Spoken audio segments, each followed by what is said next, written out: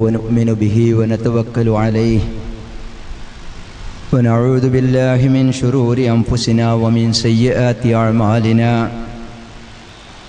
من يهده الله فهو المهتدي ومن يضلله فلن تجد له وليا مرشدا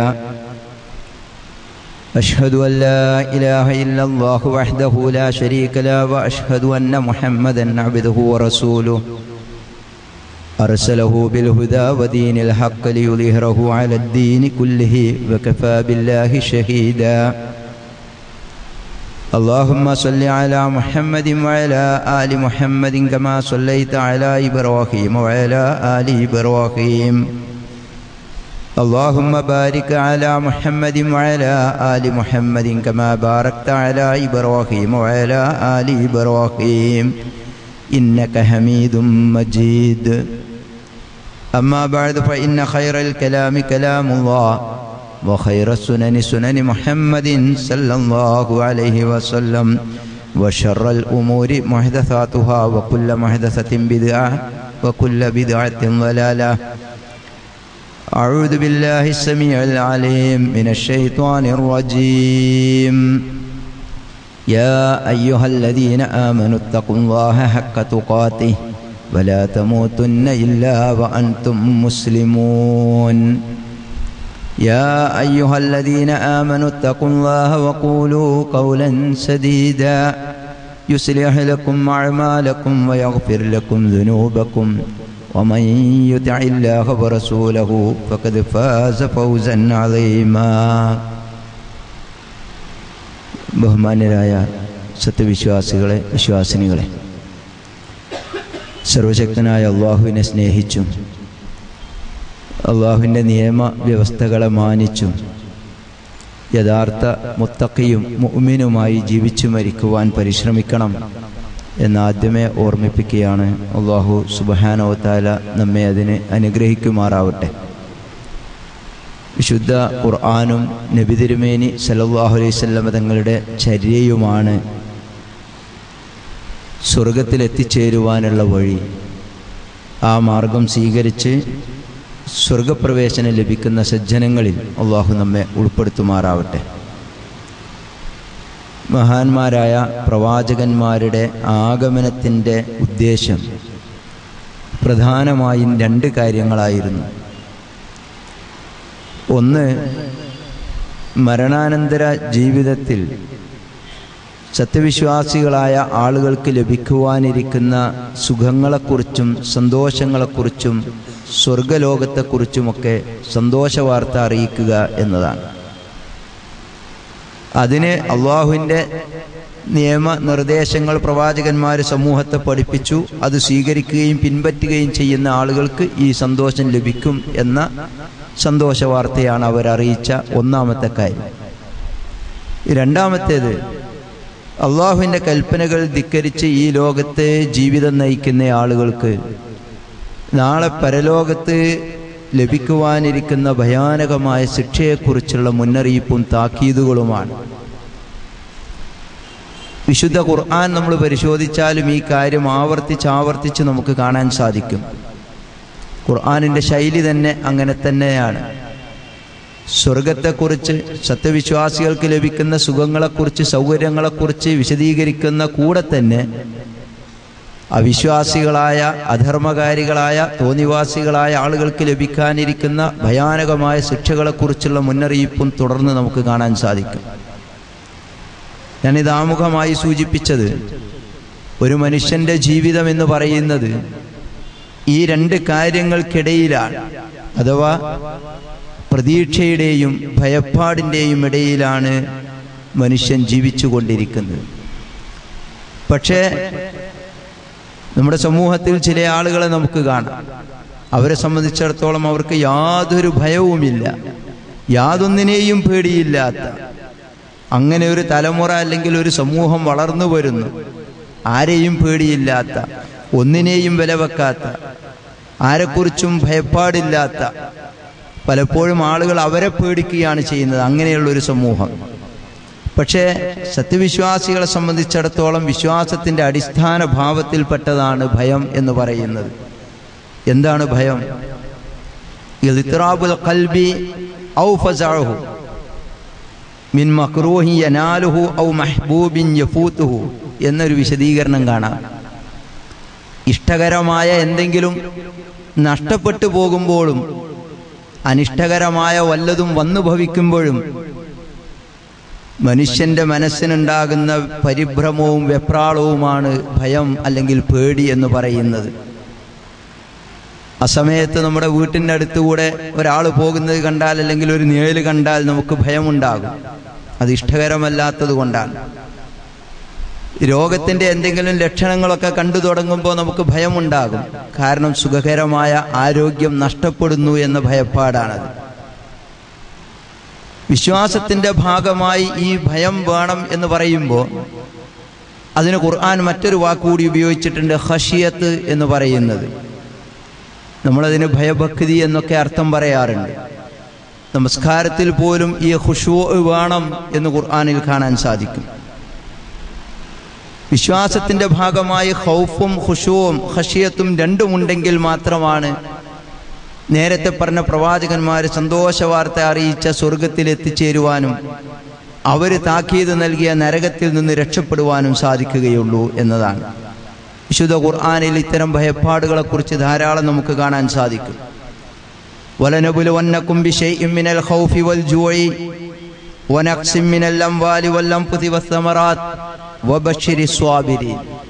തീർച്ചയായും ചില കാര്യങ്ങൾ കൊണ്ട് അള്ളാഹു നമ്മെ പരീക്ഷിക്കും. അതിൽ ഒന്ന് എണ്ണി പറഞ്ഞിരിക്കുന്നത് ഭയമാണ്. നിങ്ങൾക്ക് ഭയപ്പാട് നൽകി, വിശപ്പ് നൽകി, സമ്പത്തിലും ശരീരത്തിലുമൊക്കെ കുറവ് വരുത്തിയിട്ട് നിങ്ങളെ അള്ളാഹു പരീക്ഷിക്കും. അത്തരം സന്ദർഭങ്ങളിൽ ക്ഷമ കൈക്കൊള്ളുന്ന ആളുകൾക്ക് സന്തോഷവാർത്ത അറിയിക്കുക എന്ന് സൂറത്തുൽ ബഖറയിൽ നമുക്ക് കാണാൻ പറ്റും. സൂറത്ത് അഹ്സാബിൽ യുദ്ധത്തിൽ പങ്കെടുക്കാതെ മാറി നിൽക്കുന്ന ആളുകൾ യുദ്ധത്തിലേക്ക് വേണ്ടി പ്രവാചകൻ അവരെ ക്ഷണിക്കുമ്പോൾ മരണഭയമുള്ള ആളുകളെപ്പോലെ വെപ്രാളപ്പെട്ട് നോക്കുന്നതായി കാണാം എന്ന് പറയുന്നുണ്ട്. ഫഇദാ ജാഅൽ ഖൗഫു റഅയ്തഹും യൻദുറൂന ഇലൈക തദൂറു അയ്യുനുഹും കല്ലദീ യുഗ്ശാ അലൈഹി മിനൽ മൗത്ത്. മരണം വന്നു മൂടുമ്പോൾ ഉണ്ടാകുന്ന ഒരു വെപ്രാളം പോലെ, ഭയപ്പാട് പോലെ യുദ്ധത്തിലേക്ക് നബിയെ നീ ക്ഷണിക്കുമ്പോൾ അവർ നിന്നെ തുറിച്ചു നോക്കുന്നത്, വെപ്രാളപ്പെട്ട് നോക്കുന്നത് കാണാൻ സാധിക്കും എന്ന് പറഞ്ഞിട്ടുണ്ട്. അത് അവിശ്വാസികളായ ആളുകൾക്ക് ദുനിയാവിൽ നിന്ന് വേർപിരിയാനുള്ള ഭയപ്പാടാണ്. എന്നാൽ മുത്തഖികളായ ആളുകൾ, സജ്ജനങ്ങളായ ആളുകളുടെ ഭയപ്പാടിനെ കുറിച്ച്, അവരുടെ പ്രതീക്ഷകളെക്കുറിച്ചും ഖുർആൻ പറയുന്നുണ്ട്. സൂറത്തു സജദയിൽ തതജാഫാ ജുനൂബുഹും അനിൽ മളാജിഇ യദ്ഊന റബ്ബഹും ഖൗഫൻ വതമഅൻ വമിമ്മാ റസഖ്നാഹും യുൻഫിഖൂൻ. രാത്രി എല്ലാവരും സുഖമായ നിദ്രയിൽ കഴിയുമ്പോൾ അള്ളാഹുവിനെ കുറിച്ചുള്ള ഭയപ്പാട് കാരണവും പ്രതീക്ഷ കാരണവും അവരെഴുന്നേറ്റ് പ്രാർത്ഥനയിൽ മുഴുകുന്നവരാണ് എന്ന് സജ്ജനങ്ങളെക്കുറിച്ച് അള്ളാഹു സൂചിപ്പിക്കുന്നുണ്ട്. അപ്പോൾ സഹോദരന്മാരെ, സഹോദരികളെ, ഭയത്തെക്കുറിച്ചുള്ള ഹുക്കം എന്താണ്? പേടി എത്രത്തോളം ആകാം, എത്രത്തോളം വേണം? സത്യവിശ്വാസത്തിൻ്റെ ഭാഗമാണ് ഈ ഭയപ്പാട് എന്ന് ഞാൻ സൂചിപ്പിക്കുകയുണ്ടായി. അള്ളാഹുവിനെ ഭയപ്പെടുക എന്നത് വിശ്വാസത്തിൻ്റെ ഭാഗമാണ്. അള്ളാഹു അല്ലാത്തവരെ ഭയപ്പെടുക എന്നത് പിശാച് തോന്നിപ്പിക്കുന്ന ചില സംഗതികളാണ്. ഇന്നമാ ദാലികുമുശ് ശൈത്വാൻ യുഖവ്വിഫു ഔലിയാഹു ഫലാ തഖാഫൂഹും വഖാഫൂനി ഇൻ കുൻതും മുഅ്മിനീൻ എന്ന് വിശുദ്ധ ഖുർആനിൽ നമുക്ക് കാണാൻ സാധിക്കും. നിങ്ങളെ ഭയപ്പെടുത്തിക്കൊണ്ടിരിക്കുന്നത് പിശാചാണ്. അവന്റെ മിത്രങ്ങളെക്കുറിച്ച് പറഞ്ഞവൻ നിങ്ങളെ പേടിപ്പിച്ചുകൊണ്ടിരിക്കും.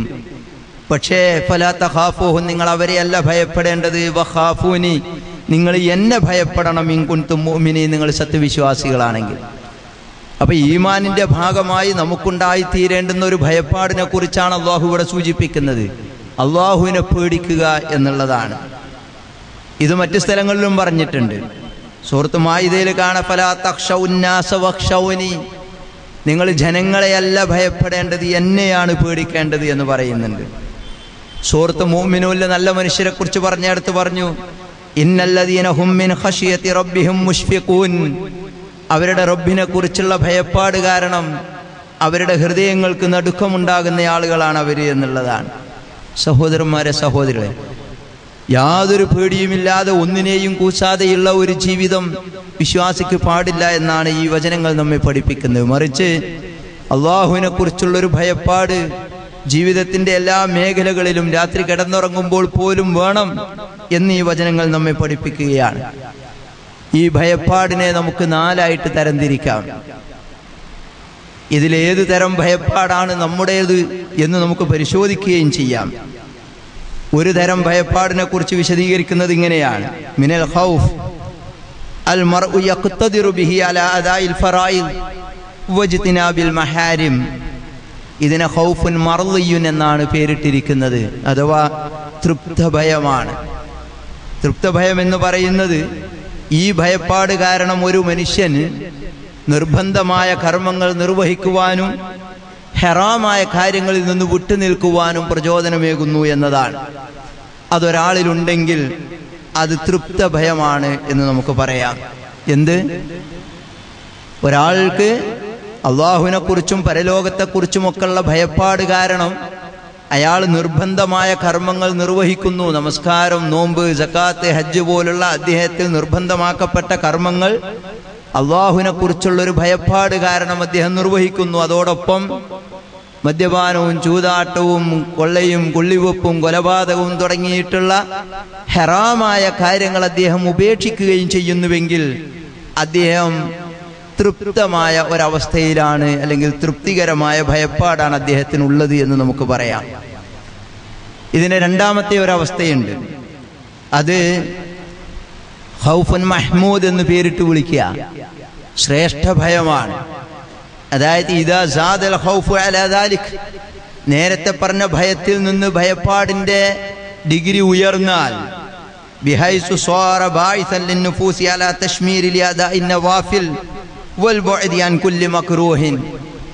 നിർബന്ധമായ കർമ്മങ്ങൾക്ക് പുറമെ സുന്നത്തായ കർമ്മങ്ങൾ കൂടി നിർവഹിക്കുവാനും ഹറാമുകൾ ഉപേക്ഷിക്കുന്നതിനു പുറമെ അനിഷ്ടകരമായ കറാഹത്ത് എന്ന് പറയപ്പെടുന്ന വസ്തുക്കളെ പോലും ഉപേക്ഷിക്കുവാനും ഒരാൾ തയ്യാറാകുന്നുവെങ്കിൽ അത് നേരത്തെ പറഞ്ഞ ഭയത്തേക്കാൾ കുറച്ചുകൂടി ഉയർന്ന തരം ഭയപ്പാടാണ്, ശ്രേഷ്ഠമായ ഭയപ്പാട്.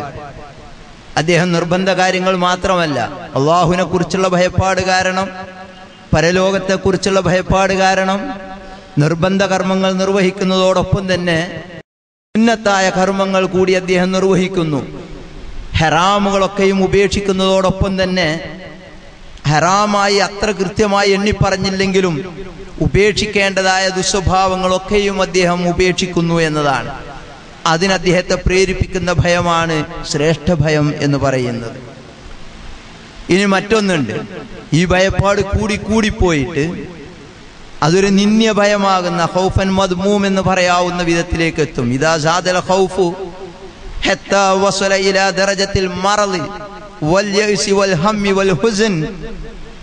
ഭയം കൂടി വന്ന് അത് രോഗമായി മാറുക, അല്ലെങ്കിൽ നിരാശയിലകപ്പെടുക, ദുഃഖവും സങ്കടവുമായി ഇരിക്കുന്ന അവസ്ഥ വരിക. എന്തേ കാരണം? ഭയപ്പാട് വർദ്ധിച്ചതാണെന്നാണ്. സാധാരണ കുട്ടികൾ പരീക്ഷയ്ക്ക് പേടിച്ച് പനിച്ചു പോകുക എന്ന് പറഞ്ഞില്ലേ, ഇതാണ് ഈ സംഭവം. ഇത് പാടില്ലാത്തതാണെന്നാണ്. സകല വസുവാസുകളും ഈ ഭയപ്പാടിൽ നിന്നുണ്ടാകുന്നതാണ്. പരിശുദ്ധ ഹജ്ജിനും ഉംറക്കും വരെ പോയിട്ട് ആൾക്കൂട്ടത്തെ കണ്ട് അവിടെ നിന്ന് ആ കർമ്മം നിർവഹിക്കാൻ കഴിയാതെ പേടിച്ചു പോകുന്ന ആളുകളുണ്ട്. അത് പാടില്ലാത്തൊരു ഭയപ്പാടാണ്. ഇപ്പൊ നേരത്തെ പറഞ്ഞ 2 ഭയപ്പാടുകൾ, ഇത് മൂന്നാമത്തേതാണ്. ഇനി നാലാമത്തേതൊന്നുണ്ട്. അത് ഭയപ്പാടിന്റെ ഡിഗ്രി കുറഞ്ഞു വരികയാണ്. ഇദാ കാനൽ ഖൗഫു ദഈഫൻ, ഭയം കുറഞ്ഞില്ലാതെയായിട്ട് ലാ യുഅദ്ദി ഇലാ തർക്കിൽ മുഹറമാത്ത്, അല്ലാഹു ഹറാമാക്കിയ വസ്തുതകളൊന്നും ഉപേക്ഷിക്കുന്നില്ല, കാരണം ഒന്നിനെയും പേടിയില്ല. വഫിഅലിൽ വാജിബാത്ത്, സൽക്കർമ്മങ്ങൾ അല്ലെങ്കിൽ നിർബന്ധമായ കർമ്മങ്ങൾ ഒന്നും ചെയ്യുന്നുമില്ല, കാരണം ആരെയും പേടിയില്ല. ഹറാമായ കാര്യങ്ങൾ നിരന്തരമായി ചെയ്തുകൊണ്ടിരിക്കുന്നു. ഈ ഹറാമിന് നാളെ മരണശേഷം ഖബറിലും അതിനപ്പുറം മഹ്ശറയിലെ വിചാരണയിലും അതിനുശേഷം നരകത്തിലുമൊക്കെ ലഭിക്കുന്ന ശിക്ഷകളെക്കുറിച്ച് യാതൊരു പേടിയുമില്ലാതെ സകല തോന്നിവാസങ്ങളും ചെയ്തുകൊണ്ടിരിക്കുന്നൊരവസ്ഥ. നിർബന്ധമായി പരലോകത്ത് സ്വർഗപ്രവേശനം ലഭിക്കാൻ നിർവഹിക്കേണ്ടുന്ന ഒരുപാട് നല്ല കർമ്മങ്ങൾ, നമസ്കാരം പോലെ, സക്കാത്ത് പോലെ, നോമ്പ് പോലെ, ഹജ്ജ് പോലുള്ള കർമ്മങ്ങൾ കരുതി കൂട്ടി ഉപേക്ഷിക്കുന്നൊരവസ്ഥ. ഇയാൾക്കുള്ള ഭയപ്പാട് ഖൗഫുൻ നാഖിസ്, ശുഷ്ക ഭയമാണ്, പേടിയില്ലാത്തൊരവസ്ഥയാണ്. സഹോദരന്മാരെ, സഹോദരികളെ, നാം ഇതിലേതിൽ വിഭാഗത്തിൽ പെടുന്നു എന്ന് ആത്മപരിശോധന നടത്താം. ഓരോരുത്തർക്കും അത്യാവശ്യമായ തൃപ്തഭയം നമുക്കുണ്ടോ? ഫർളുകളൊക്കെ നിർവഹിക്കുകയും ഹെറാമുകളൊക്കെ ഉപേക്ഷിക്കുകയും ചെയ്യുവാൻ നമുക്ക് സാധിക്കുന്നുണ്ടോ? എങ്കിൽ തൃപ്തഭയത്തിലാണ് നാം. അതോടൊപ്പം ഫർളുകളൊക്കെ ചെയ്യുന്ന കൂടെ തന്നെ സുന്നത്തായ കർമ്മങ്ങൾ കൂടി ചെയ്യുവാനും ഹെറാമുകൾ ഉപേക്ഷിക്കുന്ന കൂടെ അനിഷ്ടകരമായ മക്രൂഹായിട്ടുള്ള വസ്തുതകൾ പോലും ഉപേക്ഷിക്കുവാനും നമ്മുടെ മനസ്സിനും ശരീരത്തിനും സാധിക്കുന്നുണ്ടോ? എങ്കിൽ ശ്രേഷ്ഠമായ ഭയത്തിലാണ് നാം. ഇത് രണ്ടും ഒരു സത്യവിശ്വാസിയെ സംബന്ധിച്ചിടത്തോളം അനിവാര്യമാണ്, അല്ലെങ്കിൽ അവൻ നിർബന്ധമായി ഉണ്ടാക്കിയെടുക്കേണ്ടുന്ന ഭയപ്പാടുകളാണ്. പിന്നീട് പറഞ്ഞ രണ്ടെണ്ണം പാടില്ലാത്തതാണ്. ഒന്ന്, ഭയപ്പാട് കൂടിയിട്ട് അത് രോഗമായി മാറുന്ന അവസ്ഥ. അത് നല്ലതല്ല. ഒട്ടും ഭയമില്ലാതെ സകല തോന്നിവാസങ്ങളും ചെയ്യുകയും സൽക്കർമ്മങ്ങളും നിർബന്ധ കർമ്മങ്ങളും ഒക്കെ ഉപേക്ഷിക്കുകയും ചെയ്യുന്നൊരവസ്ഥ, അതൊട്ടും പാടില്ലാത്തതാണ്. അല്ലാഹു സുബ്ഹാനഹു വ തആലയോട് ഈ കാര്യത്തിൽ നമ്മൾ ആത്മാർത്ഥമായി പ്രാർത്ഥിക്കണം. ഏതു തരം ഭയപ്പാടാണ് നമുക്കുണ്ടായിത്തീരേണ്ടത്? ആദ്യം പറഞ്ഞ രണ്ട് ഭയപ്പാടുകൾ നമുക്കുണ്ടായിത്തീരാൻ വേണ്ടി നമ്മൾ പ്രാർത്ഥിക്കണം. ഒട്ടും ഭയപ്പാടില്ലാത്തൊരവസ്ഥ അവസാനം പറഞ്ഞത്, അതില്ലാതിരിക്കുവാനും നാം പ്രാർത്ഥിക്കണം. അല്ലാഹുമ്മ ഇന്നി അസ്അലുക ഖശിയതക ഫിൽ ഗൈബി വശഹാദ. അല്ലാഹുവേ, ദൃശ്യമായും അദൃശ്യമായും നിന്നെ ഭയപ്പെടുന്ന ഒരവസ്ഥ ഞാൻ നിന്നോട് ചോദിക്കുന്നു എന്നാണ്. അള്ളാഹുവിനെ നമ്മൾ കാണാതെ തന്നെയാണ് ഭയപ്പെട്ടുകൊണ്ടിരിക്കുന്നത്. അങ്ങനെ അദൃശ്യമായി അള്ളാഹുവിനെ ഭയപ്പെടുന്ന ആളുകൾക്ക് വമ്പിച്ച പ്രതിഫലം അള്ളാഹു വാഗ്ദാനം ചെയ്യുന്നുണ്ട്. അല്ലാഹുമ്മ ഖ്സിം ലനാ മിൻ ഖശിയതിക മാ തഹൂലു ബിഹി ബൈനനാ വബൈന മആസിക്. അള്ളാഹുവേ, നിന്നെക്കുറിച്ചുള്ള ഭയപ്പാട് ഞങ്ങൾക്ക് നീ ഓഹരി വെച്ച് തരണം. എങ്ങനെ? ആ ഭയപ്പാട് കാരണം നീ വിരോധിച്ചിട്ടുള്ള അല്ലെങ്കിൽ നീ കൽപ്പിച്ചിട്ടുള്ള കാര്യങ്ങളിൽ നിന്ന് എതിരു പ്രവർത്തിക്കാതിരിക്കാൻ, നീ വിരോധിച്ച കാര്യങ്ങൾ ചെയ്യുന്ന ഒരവസ്ഥ ഉണ്ടാകാത്ത വിധത്തിൽ ഞങ്ങൾക്ക് നിന്നെക്കുറിച്ചുള്ള ഭയപ്പാട് നീ നൽകണം എന്നിങ്ങനെ പ്രാർത്ഥിക്കണം എന്നുള്ളതാണ്.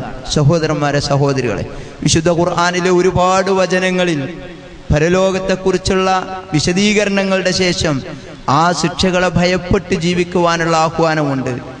അല്ലെങ്കിൽ ആ ശിക്ഷകളെ ഭയപ്പെട്ട് ജീവിക്കുന്ന ആളുകൾക്ക് സ്വർഗം ലഭിക്കുമെന്ന സന്തോഷ വാർത്തകളുണ്ട്. ഇത് വെറുതെ വായിച്ചു പോകുവാനുള്ളതല്ല. മഹാന്മാരായ സഹാബിവര്യന്മാർ വിശുദ്ധ ഖുർആനിൽ നരകത്തെക്കുറിച്ച് പറഞ്ഞിരിക്കുന്ന വചനങ്ങളും വാചകങ്ങളും ഒക്കെ കേട്ട് ഭയപ്പാടോടുകൂടി പേടിച്ച് കരയാറുണ്ടായിരുന്നു എന്ന് ചരിത്രത്തിൽ നമ്മൾ കാണുകയാണ്. അതോടൊപ്പം സ്വർഗത്തെക്കുറിച്ചുള്ള സന്തോഷ വാർത്തകളുടെ വിശുദ്ധ ഖുർആനിലെ വചനങ്ങൾ ഓതിക്കേൾക്കുമ്പോൾ ആ വിഭാഗത്തിൽ ഞാൻ ഉൾപ്പെടുമോ എന്നതിനെക്കുറിച്ച് പോലും പേടിക്കുകയും അതിനുവേണ്ടി ആഗ്രഹിക്കുകയും പ്രാർത്ഥിക്കുകയും ഒക്കെ ചെയ്തിരുന്നു അവര് എന്നുള്ളത് മനസ്സിലാക്കാൻ സാധിക്കും. സർവശക്തനായ പടച്ച തമ്പുരാൻ പാരത്രിക ലോകത്ത് സുഖവും സന്തോഷവും നിറഞ്ഞ സ്വർഗത്തിൽ നമ്മെ പ്രവേശിപ്പിക്കുകയും ഭയാനകമായ നരകത്തിൽ നിന്ന് നമ്മെ കാത്തുരക്ഷിക്കുകയും ചെയ്യുമാറാവട്ടെ.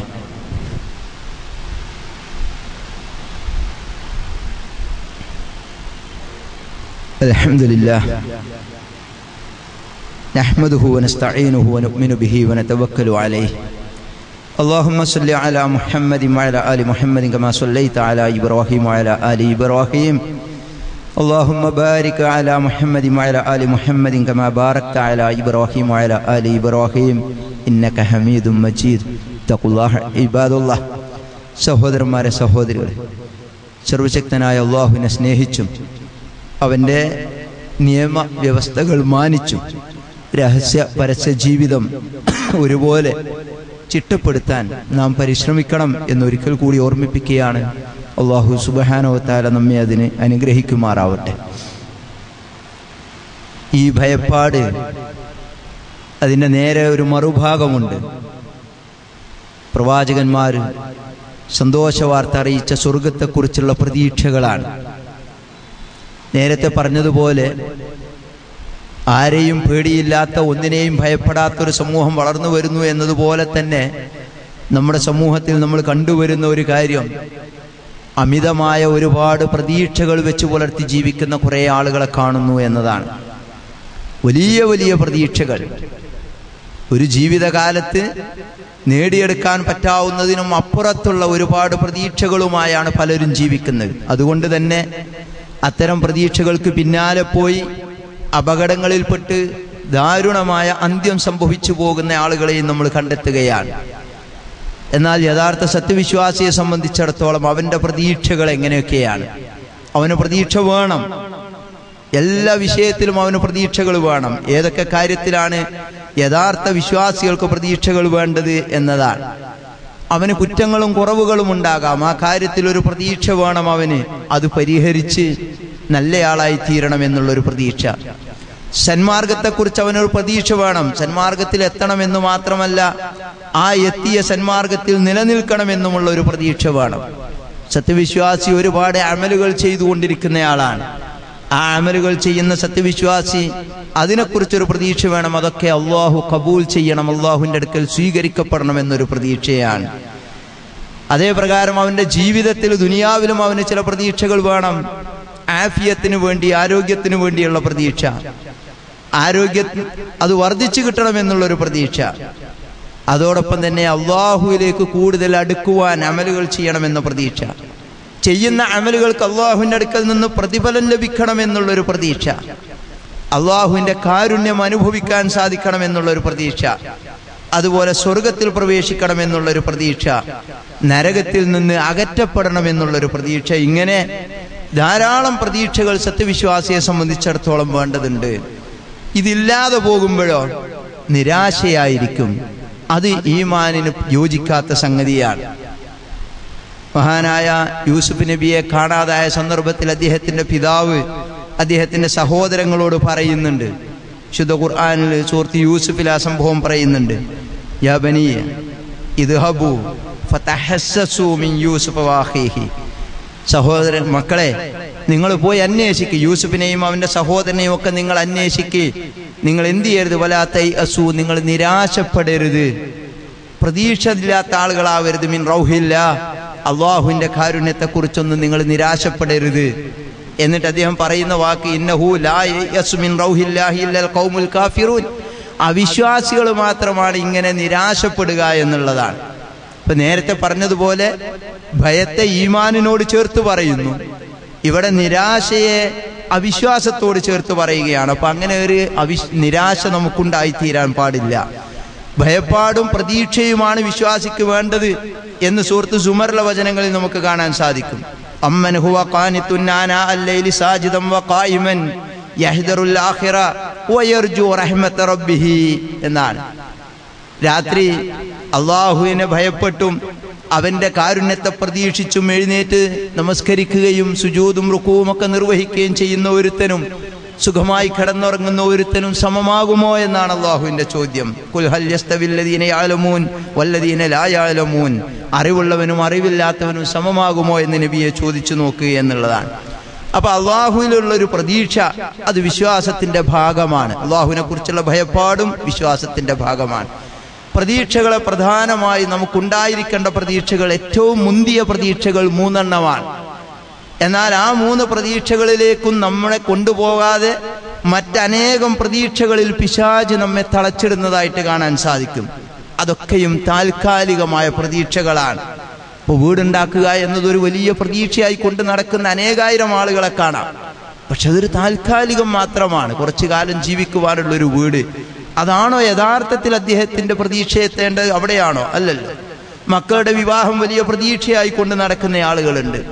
മക്കൾക്ക് MBBS അല്ലെങ്കിൽ മറ്റ് ഉയർന്ന പഠനത്തിനൊരു സീറ്റ് ലഭിക്കുക എന്നത് ജീവിതത്തിലെ ഏറ്റവും വലിയ പ്രതീക്ഷയായി കൊണ്ട് നടക്കുന്ന ആളുകളുണ്ട് നമുക്ക് കാണാൻ. ചില രോഗങ്ങൾ മാറിക്കിട്ടുക എന്നത് വലിയ പ്രതീക്ഷയായി കൊണ്ട് നടക്കുന്ന ആളുകളുണ്ട്.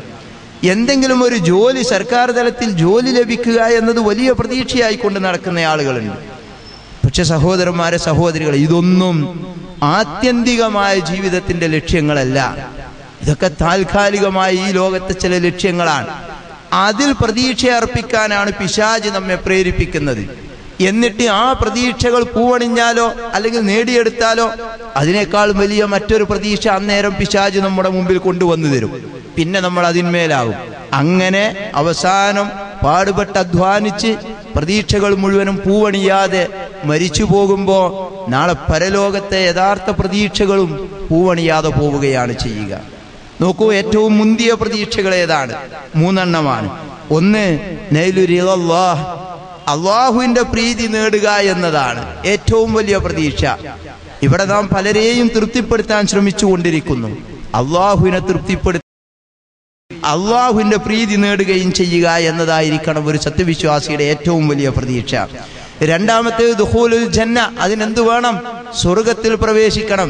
സ്വർഗത്തിൽ പ്രവേശിക്കുന്ന ആളുകൾക്കാണ് അള്ളാഹുവിനെ നേരിട്ട് കാണുവാൻ സാധിക്കുക.